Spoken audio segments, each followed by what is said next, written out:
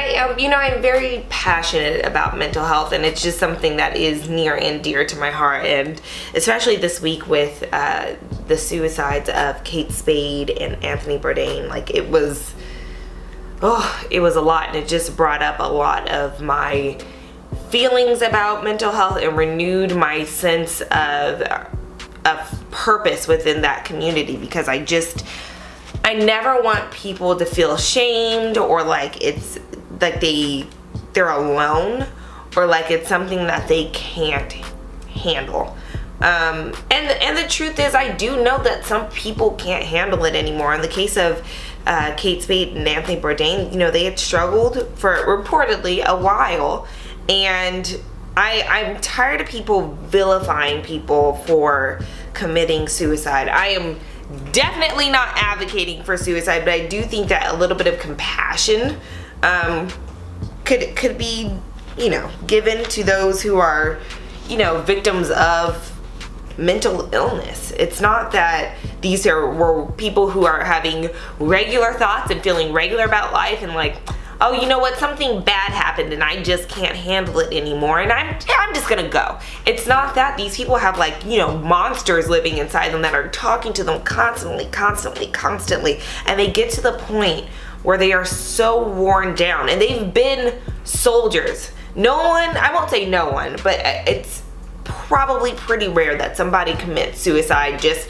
you know what, I've been struggling for about a week now and I just don't want to handle it. It's over a very long period of time. These people have fought for so long. These people are strong, probably the strongest of all of us, because they've been trying to fight through something. So if it gets to the point where this voice is so loud that you say, okay, it is better for me to no longer be here than to stay and deal with this voice that I can no longer deal with. That's saying something. That tells you how sick a person was. And I think, like I said, compassion is due there. That being said, when it comes to mental illness, there are things that you can do, that you need to do. The first of which would be to seek professional help. That's just seek the help. The second of which would be, you need to take care of your machine, your body, from the inside out. That means eating the right kinds of foods. That means staying away from alcohol and drugs. Just keep your body as clean as possible. And I know, for me, I've been very candid about my mental health journey. And I do understand what works for everybody doesn't work, or what works for one person doesn't work for everybody. But in general, taking care of your overall health really does help your mental health. I can tell you that because I've done it. The other thing is exercise or getting enough sleep. Very basic things. They're just so basic, but they do so much for your mental health. Meditation, another one. Huge. These things are wildly beneficial, but again, it might not be a cure. Sometimes you're just really sick, and at that point, I don't know what the exact right answer is. Of course, there's a suicide prevention hotline, but to ask somebody who is suicidal to call a suicide prevention hotline is just, I understand that that's hard, because you're in a space where maybe you're not obviously in the right state of mind, and you may not be thinking, I need to get help. It might take somebody intervening for help. So as far as that goes, I'm not really sure what the answer is. I'm trying to figure it out, like all of you. For me, I'm more concerned about the stigma of mental health, because I do think a lot of people are closeted in it. We tend to ignore people's cries for help and dismiss them as, not being positive, not being in a, you're like, I'm not really feeling your frame of mind. I'm just trying to do me. Now, there are people out there who are just straight up negative.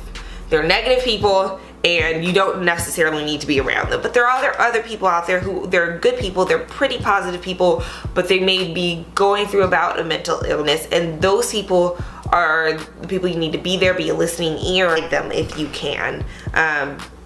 Towards either professional help, or just, give them words of encouragement and wisdom. Let them know that they are loved and that they are worthy and that they're awesome.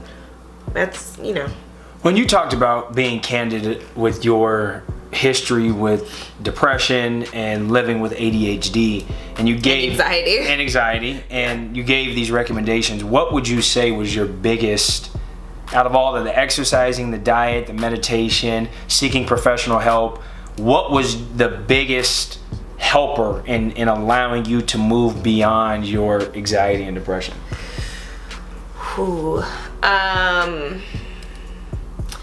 They all go so hand in hand. So, and I don't know if I've talked about, so in 2012, I had a major depressive episode, and I didn't even know that it was a major depressive episode. And I was living by myself at the time. I had a studio apartment. I would go to work and I'd come home, I'd open a bottle of wine, and I would sit in the dark and drink wine. Like, that's what I was doing. And in my mind, I didn't even know that I was depressed. I was just like, oh, like, I'm just living life, and right now it's a little hard. A lot of hard. I would cry. I was just, pure misery. And I had been depressed for a very long time. If I look back at my journals, even from our college years, the things that I was writing, textbook depression, and I didn't know what it was. I thought that was my personality. I thought that I was outwardly happy and inwardly sad, and that was just my reality, and I learned to deal with it. I was just like, well, this is just how life is. This is how life's going to be, and I'm just gonna move forward this way. And I did eventually go to therapy. I went to therapy because my parents were divorcing. And I was having a hard time coping with that. Justin and I had a breakup, and I think I don't know if we were back together by the time I think we were back together by the time we went to therapy, but just a lot of little things had happened, and even just within my life growing up, and I was like, you know what, I want to talk about some things. I was encouraged to go. So I went, and someone actually did recognize that it was depression. They said, I was functionally depressed for years, and I'm kind of seeing that in you. And that's the first time somebody said the words depression to me. Because I never fully understood. I had seen those commercials like, do you not want to go outside? Like, Yeah. But I still. They dramatize it too much. They make depression as some extreme thing. And the thing is, it is extreme, but most people, while depressed, are pretty functional. Like, it doesn't paint itself like that. Like, you're just walking with a rain cloud above your head that everyone can see. Right. The fact that I could have a major depressive episode but still go to work every day. And still smile when I saw everybody. Like, no one had any. You didn't even know. No, I didn't know any of this. Like, no one knew that I was struggling as bad as I was. And I didn't even recognize that wasn't normal. That's the thing, is you get so sick that, and it happens so gradually that you start to think these are just my secret thoughts. This is just how I feel. You don't recognize that it's mental illness. So from there, I did go to therapy, and I didn't even think I shared those thoughts with her. But we worked through some things, the things that I definitely needed to work through that I had ignored, and I had a lot of suppressed emotions because I just didn't want to deal with them. So that was, I think, step one in helping. Step two, I would say, was removing alcohol. And I removed alcohol gradually. I got to the point where I was drinking less. And I haven't had a drink in a pretty long time now, and it's not that I don't like it's not that, I don't like alcohol at all. I still don't feel that way about it, but I can recognize that when I drink, it gets me really high, and I have a good time while I'm drinking. But the come down, the crash from alcohol is really rough on my mental health. Sometimes I can be for days after. I'm anxiety riddled. My thoughts just aren't as positive as I would like them to be, because it's like almost in my brain, it really does create kind of a chemical imbalance. Does that mean I can never drink ever? No, it doesn't mean that, but it probably means like you probably shouldn't at all. So because it's like, why go through that? And then the third thing I would say genuinely is veganism. Just cleaning up my diet was one of the best things I've done for my overall health, but definitely my mental health, because that helped rid me of the anxiety. And what you discover about a lot of mental health issues is that they go hand in hand. The ADHD would kind of give me more anxiety because I wasn't getting things done. I wasn't on top of things, and then the anxiety gives you doubt, which lends itself to depression, and then you spiral. So, and I had to learn all these things because I didn't know anything about mental health or wellness or taking care of yourself. I just kind of thought you're a person and that's enough. Like, you don't have to take care of your thoughts or your habits. They kind of regulate themselves, and that nothing could be further from the truth. So definitely the vegan diet helped alleviate a lot of anxiety. And I truly do believe that everything is energy. And when you're consuming animals, and I'm not trying to convert anybody, I'm just saying that when the animals that we eat in this country especially are, you know, they're farmed to be slaughtered. Like, that's just, they're raised to slaughter.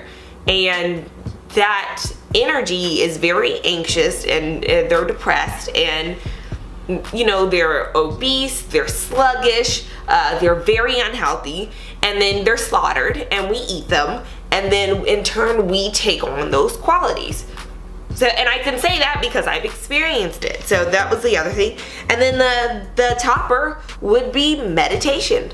Once I started meditating, I was like, oh, I can't be stopped. Now, once I started meditating, I understood.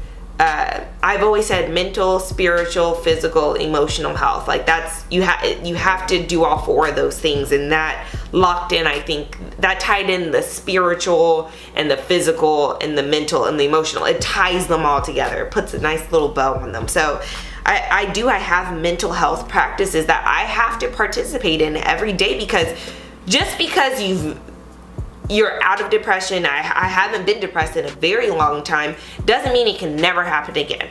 I know my body now. I know where my mind is capable of going. So now I have to work hard every single day, every single week, every single hour even, to manage my mental health. And I'm very protective about it, because I know that if I don't look out for me and I get myself in a spot of depression, I'm the one who has to dig myself out of the depression hole. No one else can do it for me, even if they wanted to. I have to get myself out of that. So it doesn't mean that I don't have the ability to go to those dark places anymore. It just means that I have to fight like hell to not even get there. So when I see, the result of someone being in the dark hole for so long that they couldn't even fight for themselves anymore, I have so much compassion, because I know the work that it takes to stay out of the hole.